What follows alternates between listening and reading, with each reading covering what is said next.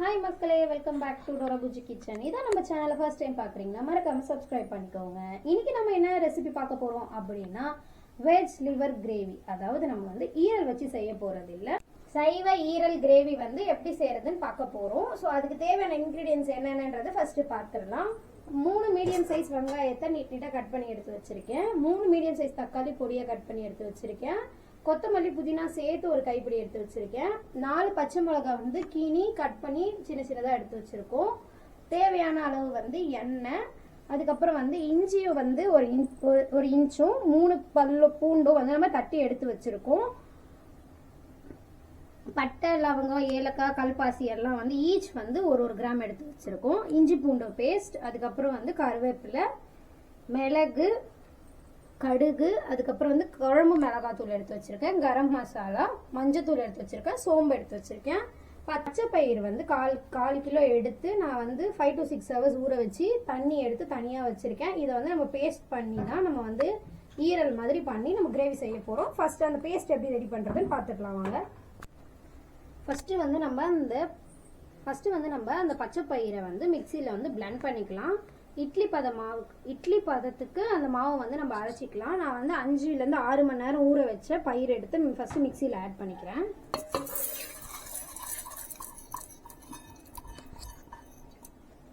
Next வந்து இஞ்சியும் பூண்டு இடிச்சு எடுத்து வச்சிருக்கேன்னு சொல்லியிருக்கேன்ல, அது வந்து ஆட் பண்ணிக்கிறோம். இது எதுக்கு ஆட் பண்ணுறோம் அப்படின்னா இஞ்சி பூண்டோட ஃப்ளேவர் வந்து அந்த ஈரலில் இருக்கணும் அப்படிங்கிறதுக்காக நான் வந்து ஆட் பண்ணிக்கிறேன்.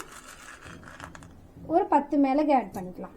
இப்போ வந்து இதை ஃபஸ்ட்டு கொஞ்சம் கொஞ்சமாக தண்ணி ஆட் பண்ணி இட்லி மாவு வந்து வேக வைக்கிறோம்ல, இட்லி மாவு அரைச்சி எடுப்போம்ல, அந்த பதத்துக்கு திக்கான இட்லி பதத்துக்கு நம்ம அரைச்சி எடுத்துக்கலாம். இந்த அளவுக்கு வந்து திக்கா, இட்லி மாவை விட கொஞ்சம் திக்காகவே நான் அரைச்சிருக்கேன். ஸோ அதே மாதிரி நம்ம அரைச்சிக்கலாம். அரைச்சிட்டு கொஞ்சம் உப்பு ஆட் பண்ணிக்கலாம். தேவையான அளவு வந்து உப்பு ஆட் பண்ணிக்கலாம். ஏன்னா இது வந்து வெந்துச்சு அப்படின்னா தனியாக சாப்பிட்டா நமக்கு வந்து உப்பு லைட்டாக இருக்கிற மாதிரி இருக்கும் ஃபீலு. மீதி வந்து நம்ம கிரேவியில் ஆட் பண்ணிக்கலாம். நல்லா மிக்ஸ் பண்ணிவிட்டு இங்கே பாருங்கள், நான் வாழை இலையை வந்து இட்லி பாத்திர தட்டில் வந்து போட்டு வச்சுருக்கேன்.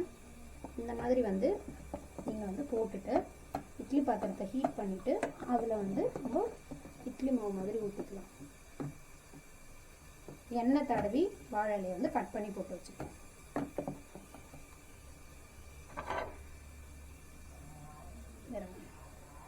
இட்லி ஷேப்புக்கு ஊற்றிக்கலாம். இது வெந்ததுக்கப்புறம் தான் நம்ம இதை ஈரல் ஷேப்பில் கட் பண்ணி நம்ம கிரேவி பண்ணி அதில் வந்து நம்ம ஆட் பண்ண போகிறோம். வீட்டில் இருக்கிற இன்க்ரீடியன்ஸ் வச்சு பச்சை பயிறு நல்லா ஸ்ட்ரென்த்தானது, அதை வச்சு நம்ம வெஜிடேரியனில் ஒரு டிஷ் பண்ணுறோம். இந்த மாதிரி பண்ணி கொடுத்தீங்கன்னா ஈரல் பிடிக்காதவங்க கூட சாப்பிடுவாங்க. பச்சை பயிர் வந்து உடம்புக்கு ரொம்ப அவ்வளோ ஸ்ட்ரென்த். நார்மலாக இட்லி வேகுதில்ல, அந்த மாதிரியே நம்ம வந்து வேக வச்சுக்கலாம்.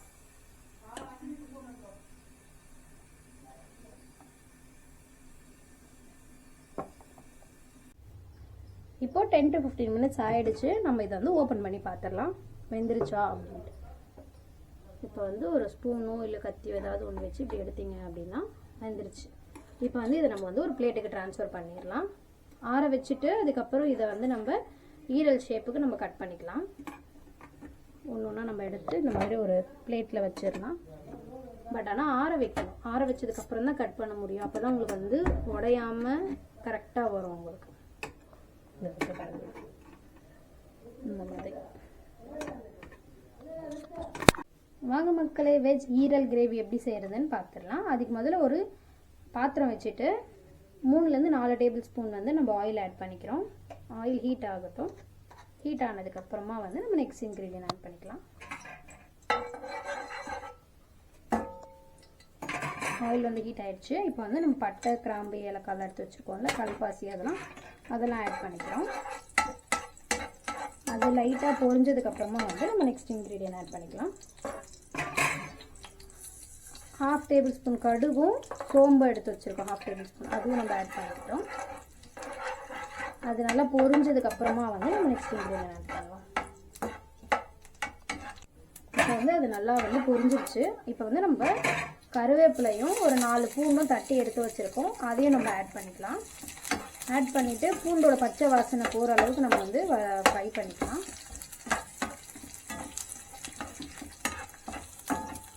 இப்போ வந்து நம்ம பச்சை மிளகாய் எடுத்து தீனி வச்சுருக்கோம்ல, அந்த பச்சை மிளகாய் வந்து ஆட் பண்ணிக்கிறோம்.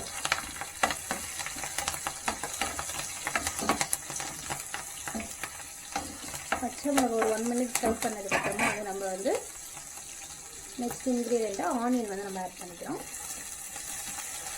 ஆனியன் வந்து லைட்டாக உப்பு போட்டுட்டு கோல்டன் ப்ரௌன் ஆகிற அளவுக்கு நம்ம வந்து ஆயிலே வந்து நம்ம ஃப்ரை பண்ணிக்கலாம்.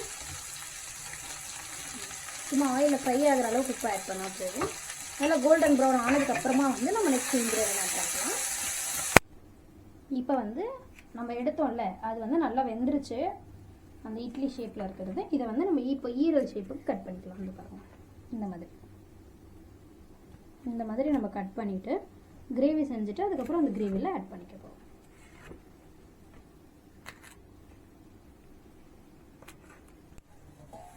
இப்போ ஆனியன் வந்து நல்லா கோல்டன் ப்ரௌன் ஆயிடுச்சு. இந்தளவு கோல்டன் ப்ரௌன் ஆனதுக்கப்புறம் நம்ம வந்து நெக்ஸ்ட் இன்க்ரீடியன்ட் ஆட் பண்ணிக்கலாம்.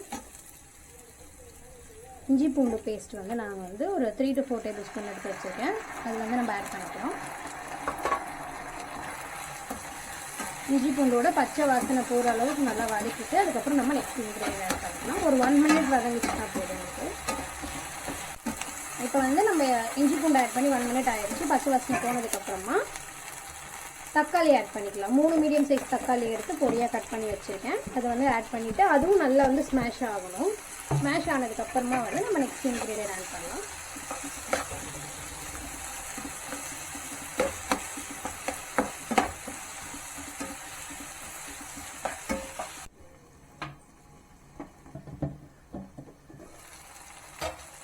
தக்காளி வந்து இந்த அளவுக்கு வந்து ஆயிலில் நல்லா ஸ்மாஷ் ஆனதுக்கப்புறமா நம்ம வந்து கட் பண்ணி வச்சுருக்கோம்ல அந்த ஈரல் ஷேப், அதை வந்து நம்ம ஆட் பண்ணிக்க போகிறோம். பச்சை பயிரை வந்து வேக வச்சு எடுத்துருக்கோம்ல, அது வந்து ஈரல் ஷேப்பில் கட் பண்ணி வச்சுருக்கோம்ல இந்த அளவுக்கு, அதை வந்து இதில் ஆட் பண்ணிக்க போகிறோம். ஆட் பண்ணிவிட்டு ஆயிலே அது ஒரு 2 மினிட்ஸ் ஃப்ரை ஆகட்டும். அதுக்கப்புறம் தான் நம்ம நெக்ஸ்ட் இன்க்ரீடியன்ட் ஆட் பண்ண போகிறோம். பார்க்க ஈரல் மாதிரியே இருக்குது பார்த்தீங்களா? பார்க்கும் போதே செம்மையாக இருக்குது. நம்ம நெக்ஸ்ட் இன்க்ரீடியன்ட் ஆட் பண்ணிக்கலாம். வெயிட் பண்ணுங்கள். இந்த அளவுக்கு வந்து நம்ம ஆட் பண்ணோம்ல அந்த பச்சை பயிறு, இது வந்து நல்லா மிக்ஸ் ஆனதுக்கப்புறமா வந்து நம்ம நெக்ஸ்ட் இன்க்ரீடியண்ட்டாக வந்து மஞ்சத்தூள் ஆட் பண்ணிக்கிறோம். 1/2 டேபிள் ஸ்பூன் மஞ்சத்தூள் எடுத்து வச்சுருக்கோம், அதை ஆட் பண்ணிக்கிறோம்.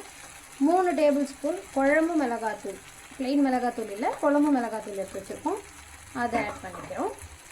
ஆட் பண்ணிவிட்டு மிக்ஸ் பண்ணி விட்டுடலாம்.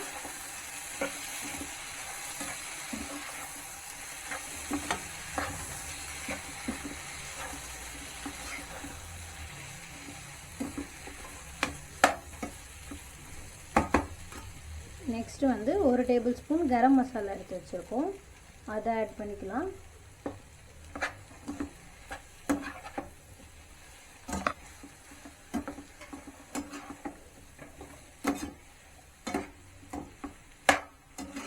இது நல்லா வந்து மிக்ஸ் பண்ணதுக்கப்புறமா வந்து நம்ம நெக்ஸ்ட் இன்க்ரீடியண்ட்டாக வந்து மட்டன் மசாலா எடுத்து வச்சுருக்கோம், அது ஒரு 1/2 ஆயிடுச்சு பையனா, அது பண்ண ஸ்பூனில் போடு பையா. இப்போ வந்து நம்ம நெக்ஸ்ட் இன்க்ரீடியண்ட்டாக மட்டன் மசாலா ஆட் பண்ணிக்க போகிறோம். அது வந்து 2 டேபிள் ஸ்பூன் எடுத்து வச்சுருக்கோம், அது வந்து ஆட் பண்ணிக்க போகிறோம். ஆட் பண்ணிவிட்டு நல்லா மிக்ஸ் பண்ணி விட்டுடலாம். மிக்ஸ் பண்ணிவிட்டு ஒரு 1 மினிட் வந்து ஆயிலே அது இருக்கட்டும். ஸ்டவ் வந்து ஸ்லோ ஃப்ளேமில் வச்சுட்டு லைட்டாக மிக்ஸ் பண்ணி விட்டோம் அப்படின்னா அந்த பச்சை பயிறு இதில் வந்து எல்லாமே ஏறிடும். அதுக்கப்புறமா வந்து நம்ம வந்து வாட்டர் ஆட் பண்ணிக்கலாம். அதுக்கு கிரேவியாக வேணும் அப்படின்னா கொஞ்சம் தண்ணி நிறைய ஆட் பண்ணி கிரேவியாக பண்ணிக்கோங்க. இல்லை கொஞ்சம் திக்கு கிரேவியாக வேணும் அப்படின்னா தண்ணி கொஞ்சம் கம்மியாக ஆட் பண்ணிக்கலாம். இந்தளவுக்கு மிக்ஸ் பண்ணதுக்கப்புறம் நம்ம ஒரு டம்ளர் தண்ணி வந்து ஆட் பண்ணிக்கலாம். ஆட் பண்ணிவிட்டு மிக்ஸ் பண்ணிவிட்டு நம்ம வந்து உப்பு பார்த்துடலாம். உப்பு பத்தலை அப்படின்னா நம்ம உப்பு ஆட் பண்ணிக்கலாம். இந்த அளவுக்கு தண்ணி ஆட் பண்ணதுக்கப்புறமா வந்து நம்ம உப்பு ஆட் பண்ணிக்கலாம். ஆல்ரெடி வந்து அந்த பச்சை பயிறு மாவுலேயே வந்து கொஞ்சம் உப்பு ஆட் பண்ணியிருக்கோம், வெங்காயம் தக்காளி வதக்கிறதுலேயும் உப்பு ஆட் பண்ணியிருக்கோம். ஸோ இப்போ கொஞ்சம் உப்பு ஆட் பண்ணிவிட்டு மிக்ஸ் பண்ணிவிட்டு உப்பு பார்க்கலாம், பத்தலை அப்படின்னா எக்ஸ்ட்ராவாக ஆட் பண்ணிக்கலாம். இன்றைக்கி நாங்கள் வந்து சப்பாத்திக்கான சைடிஷாக தான் இது செய்கிறோம். ஸோ அதனால தான் இந்த அளவு கொஞ்சம் திக் கிரேவியாக பண்ணுறோம். உங்களுக்கு இட்லி தோசைக்கும் இந்த மாதிரி ஓகே அப்படின்னா நான் சொன்ன அளவு தண்ணியை ஊற்றிக்கோங்க. இல்லை இன்னும் கொஞ்சம் தண்ணியாக வேணும் அப்படின்னா இன்னும் ஒரு 1/2 டம்ளர் தண்ணி வந்து எக்ஸ்ட்ரா ஆட் பண்ணிக்கோங்க. செம்மையாக இருக்குது பாருங்கள், பார்க்கும் போதே வந்து ஈரல் குழம்பு மாதிரி இருக்குது, ஈரல் கிரேவி. இப்போ வந்து உப்பு ஆட் பண்ணியிருக்கோம்ல, உப்பு காரம் செக் பண்ணிடலாம்.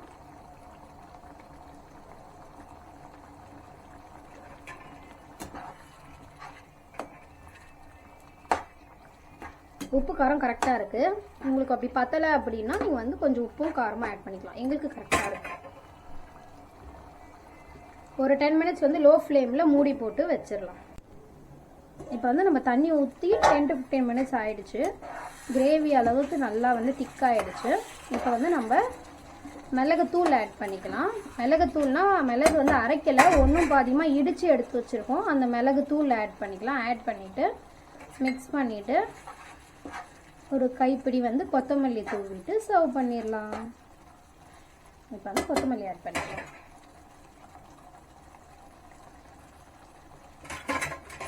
மிக்ஸ் பண்ணிவிட்டு அப்படியே ஸ்டவ் ஆஃப் பண்ணி ஒரு 1 மினிட் வச்சுட்டிங்க அப்படின்னா சூப்பரான வெஜ் லிவர் கிரேவி உங்களுக்கு ரெடி. சூப்பரான சுவையான சைவ ஈரல் கிரேவி ரெடி ஆயாச்சு.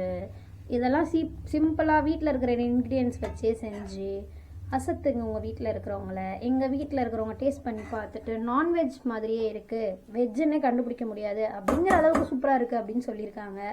கண்டிப்பாக உங்கள் வீட்லேயும் நீங்கள் ட்ரை பண்ணி பார்த்துட்டு உங்கள் வீட்டில் இருக்கவங்களாம் என்ன சொன்னாங்க அப்படிங்கிறத மறக்காமல் கமெண்ட் செக்ஷனில் சொல்லுங்கள். இந்த வீடியோ பிடிச்சிருந்தா லைக் பண்ணுங்கள், ஷேர் பண்ணுங்கள், கமெண்ட் பண்ணுங்கள். மறக்காமல் டோரா புஜ்ஜி கிச்சனை சப்ஸ்கிரைப் பண்ணிக்கோங்க. பாய் மக்களே.